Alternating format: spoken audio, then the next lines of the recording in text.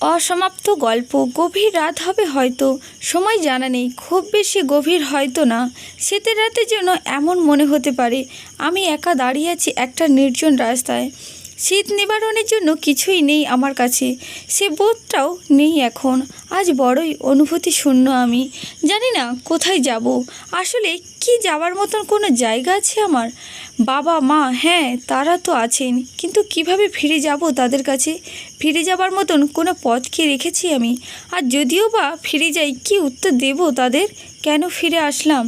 মা, আমি বরাবরই তোমার সেই লক্ষ্মী মেয়েটি ছিলাম, কখনো তোমার কথায় অবাধ্য হয়েছি বলে মনে পড়ে না।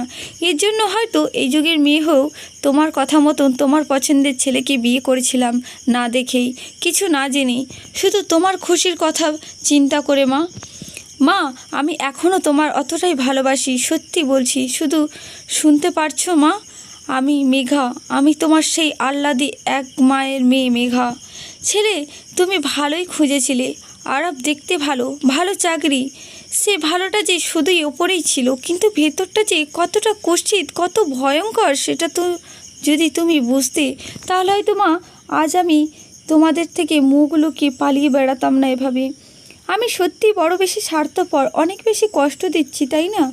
ওই পাষণ্ডটার কথা শুনলে এর চেয়ে যে আরও বেশি কষ্ট পেতে, এটা কি আমি সহ্য করতে পারতাম বলো? মেয়ের সুখের জন্য কি করনি তুমি আর বাবা? ভেবেছিলে মেয়ের সংসার সাজিয়ে দিলে হয়তো জামাই বাবাজি তুষ্ট হবে, ফলশ্রুতিতে তোমাদের মেয়েও ভালো থাকবে। কিন্তু তোমরা জানতে না ওই সংসারে তোমাদের মেয়ে কেমন ছিল। শুনতে যে চাওনি তা না, শুনেছো, কিন্তু অসত্য তুষ্ট বাণী। প্রতি মুহূর্তেই তোমাদের মেয়েটা যে অসহায়ত্বে দাবানলে দগ্ধ হয়েছে, মানসিক শারীরিক অত্যাচারে নিষ্পেষিত হয়েছে, তা কখনোই বুঝতে দেয়নি তোমাদের। তারপরও আগলে রাখতে চেয়েছিল এক বুক স্বপ্নে করা তিলে তিলে নিজেদের হাতে সাজানো আমার স্বপ্নের ছোট্ট পৃথিবীকে। চেয়েছিলাম সব কিছু, সব অপমান সহ্য অত্যাচারের মেনে নিয়ে আমার স্বামীর সাথে থাকতে। স্বামীই তো শুধু 3 বার কবুল আর একটা সইতেই তা হয়ে যায়নি। হৃদয়ের সবটুকু ভালোবাসা তো তাকেই উৎসর্গ করেছিলাম, সমর্পণ করেছিলাম নিজেকে। বিনিময়ে শুধু একটু ভালোবাসাই চেয়েছিলাম, এর বেশি তো না। এটাই কি আমার অপরাধ ছিল? আমার কি কোনো অধিকার ছিল না ওকে চাওয়া, ওকে ভালোবাসা? হয়তো ছিল না, কারণ আরব তো কখনোই আমাকে ভালোবাসেনি। বাসবেই বা কেন? সে তো শুধু বিয়ে করেছিল জেদের বশতী হয়ে। তার প্রেমিকা তাকে ছেড়ে চলে গিয়েছিল অন্য কোথাও, অন্য কাউকে বিয়ে করে। কিন্তু আমি কি দোষ করেছিলাম? কেন অন্যজনের শাস্তি আমাকে পেতে হলো? আমি কি তবে কোনো পুতুল ছিলাম ওর কাছে? যতক্ষণ ভালো লেগেছিল খেলেছিল নিজের খেয়াল খুশি মতন, তারপর ছুঁড়ে ফেলে দিল, পা বাড়িয়েছিল নতুন পুতুলের সন্ধানে। একবারও ভাবিনি আমার কথা, কখনো ভাবিনি ওকে ছাড়া আমি বাঁচতে পারবো না কিনা। এত ভেবেই বা ওর কি লাভ? ভাবলে হয়তো জোর করে ডিভোর্স নিত না। অনেক কেঁদেছিলাম, ওর হাতে পায়ে ধরেছিলাম, বলেছিলাম বাঁচবো না তোমায় ছাড়া। তবুও আমার একা অসীম সমুদ্রে ভাসিয়ে দিয়ে ও ছেড়ে দিল বিয়ের ঠিক 1 বছরের মাথায়।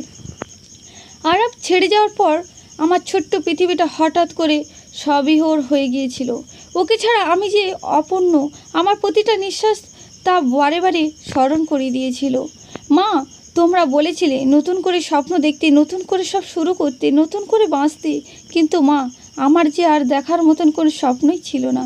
এক জীবনের যত স্বপ্ন সবই তো আমি দেখেছিলাম, আর ছোট্ট দুনিয়াকে নিয়ে আমি সহ্য করতে পারিনি আমার স্বাদের স্বপ্নমহলে এমন তাসের ঘর মতন ভেঙে পড়া। তোমরা জানতে স্বেচ্ছায় আমরা আলাদা হয়ে গিয়েছি, কারণ আমি চাইনি অপ্রিয় সত্য কথাগুলো জানিয়ে তোমাদের কষ্ট বাড়াতে। আমি যে প্রতিনিয়ত শেষ হয়ে যাচ্ছিলাম, প্রতিটা মুহূর্তে আমি নিজের সাথে অভিনয় করে চলছিলাম, আর পারছিলাম না। আমার কষ্ট, আমার আত্মচিৎকার আর আমার দীর্ঘশ্বাস, আমার আত্মনাদ অবুঝ প্রবাল আর ব্যাকুলতার নীরব সাক্ষী ছিল কেটে যাওয়া প্রতিটাই গহীন কালো রাত। আজ আমি চিৎকার করে কাঁদতে চাই, বলতে চাই আমার অসমাপ্ত গল্প, কিন্তু কাকে বলবো? কেউ তো শুনতে পারবে না আমার কথা, কারণ আমি যে এখন কায়াহীন আত্মা। আমাকে ক্ষমা করো মা বাবা।